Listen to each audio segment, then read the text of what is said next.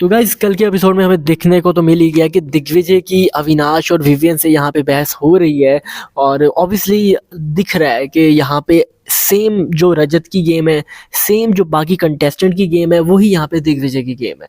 वो भी ऑब्वियसली उसी टाइम पे आ गए हैं, उसी टाइप पे बन गए हैं जो ये बाकी लोग कर रहे थे कि एक बंदे को, एक ग्रुप को आप टारगेट कर लो क्योंकि फुटेज ही आपको विवियन से मिलने वाली है। आप ये कह दो कि भाई तू कलर्स का लाडला है और मैं जनता का लाडला बनना है, और जनता का लाडला आप किसी को तंग करके, किसी को इंस्टिगेट करके, किसी को मुश्किल में डाल के नहीं बन सकते। वो आप अपनी परफॉर्मेंस पे बनते हो। आप बहुत अच्छे परफॉर्मर हो, बस इशू ये है कि आप रजत के साइड पे हो। रीजन क्या, आपके वो दोस्त हैं यार। जो दोस्त आपका है, आपने, मैं मानता हूँ, एक दो जगह पे उसे टोका है, बट लिटरली आप हर चीज़ पे उसका साथ देते हो। और कोई जस्टिफाई करने वाली चीज़ नहीं है यार कि मैं बोलूँ कि नहीं यार दिग्विजय ठीक है। नहीं भाई, घंटा ठीक है। अब बहुत वॉशरूम की बात हो रही है, अब इसी बात पे ये विवियन को बोलते थे कि यार ये किन मुद्दों पे बहस करता है, और दिग्विजय अभी सेम वो चीज़ें करता है। वॉशरूम खराब था, वॉशरूम साफ नहीं, तो वहाँ पे आके वो बोलता है कि भाई साफ नहीं है, मुझे बता देना कब तक साफ होगा। हालांकि टाइम कोड यहाँ पे विवियन है, और ये कह रहा है कि भाई ये चीज़ें करो। अच्छा, मुझे ये समझ नहीं आती भाई, जो ये लोग कहते हैं कि तमीज़ से, इज्जत से बात करो।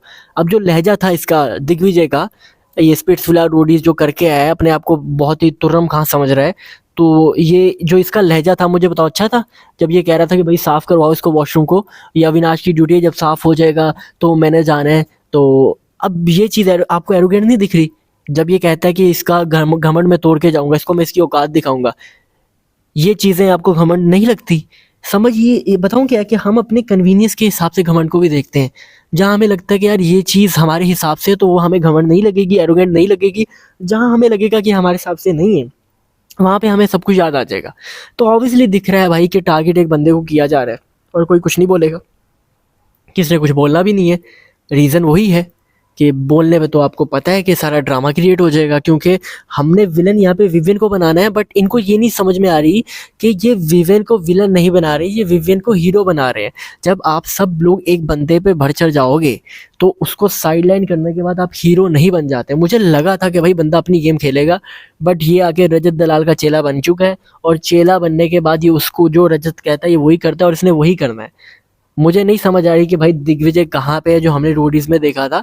बट ये है कि दिग्विजय भाई साहब फेम थोड़ा सा मिल गया और इसको औकात से बाहर हो गया, थोड़ा ओवर कॉन्फिडेंस आ गया कि भाई साहब मैं सब कुछ कर सकता हूँ, जनता का लाडला, घंटा जनता का लाडला। भाई एक शो करने के बाद आप जनता के लाडले, आपको लगता है कि सिंपथी वोट लेके आप जो बन गए थे, घंटा कुछ ऐसा नहीं होता।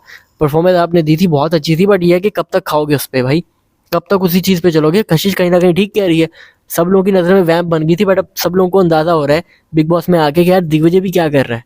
दिग्विजय से जो एक्सपेक्टेशंस थी उसने वैसा कुछ भी नहीं किया अभी तक। रजत का चेला बन के रह चुका है, विवेन को टारगेट कर रहा है जो रजत कर रहा है, तो आप बुली गैंग का हिस्सा बन चुके हो। Welcome to bully gang. और दिग्विजय राठे, देखो अब क्या होता है, चेंज कर लो अपने आप को भाई, अभी भी टाइम है, वरना बिग बॉस की अपॉर्चुनिटी है, रजत का चेला बन के गुजार दोगे, आपकी मर्जी है। बाकी गाइस आपका क्या ओपिनियन?